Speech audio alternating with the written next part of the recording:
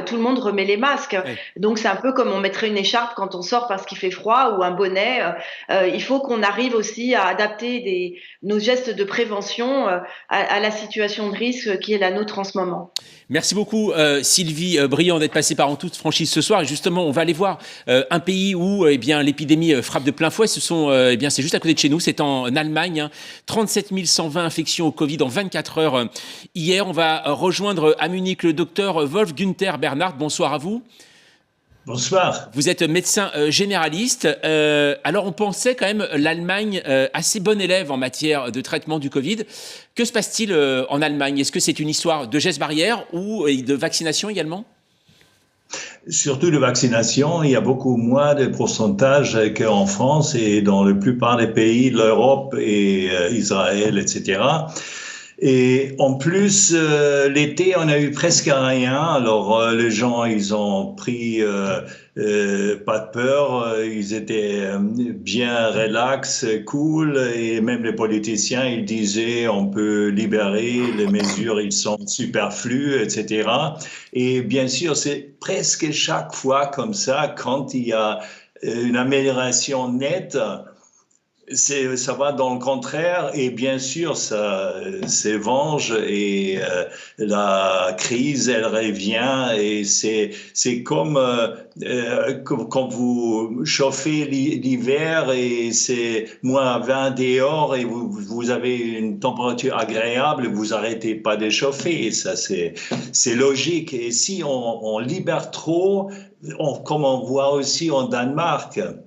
En Israël même, où il y a déjà 50% vaccinés la troisième fois, il faut avoir quand même certaines mesures de sécurité, il faut avoir des masques, il faut un peu de distance, il faut être prudent aussi des tests. C'est pas encore fini. Oui. Alors, docteur Wolf-Günther Bernhard, je rappelle juste quelques chiffres. Vous l'avez dit sur la vaccination.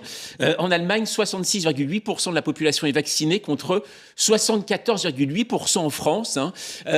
Comment finalement ça s'explique ce retard? Est-ce qu'il y a une défiance par rapport au vaccin?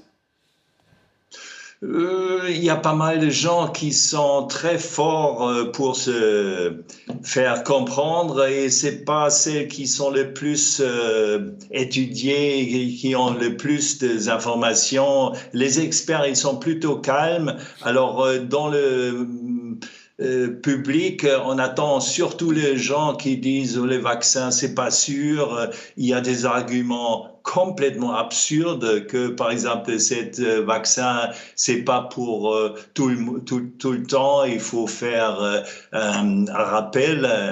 Un troisième rappel, on voit avec les vaccins de la grippe, il faut faire tous les ans. Tous les ans, et chez des gens très fragiles, on conseille même un deuxième vaccin dans la même saison, au début, septembre, octobre, et après encore en janvier, février. Et pourquoi ce serait pas avec le vaccin de Corona, la même chose? Et pratiquement tous les vaccins, tétanos, diphtérie, il y en a très peu de vaccins qui sont une fois pour tous, c'est la fièvre jaune, mais autrement, il faut renouveler, il faut faire des rappels.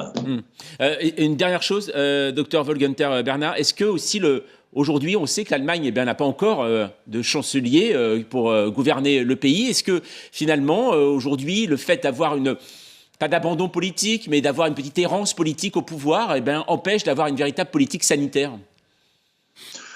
Plutôt le contraire. Je pense là, Merkel, elle n'a plus rien à foutre, si vous voulez.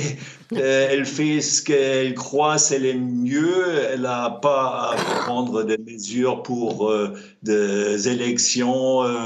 Elle a fini sa carrière et elle peut réfléchir et faire le mieux. Très bien.